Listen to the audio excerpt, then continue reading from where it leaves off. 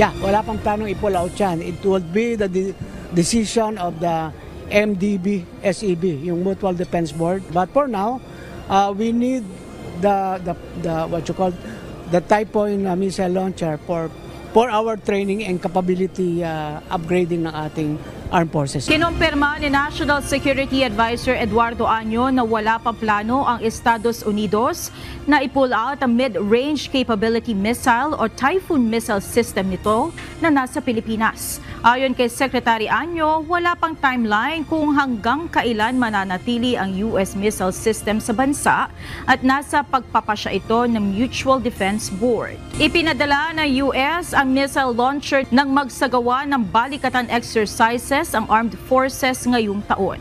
Una na ang inalmahan ng China ang deployment ng Natura missile system na anila ay magpapaiting lamang sa tensyon sa rehiyon.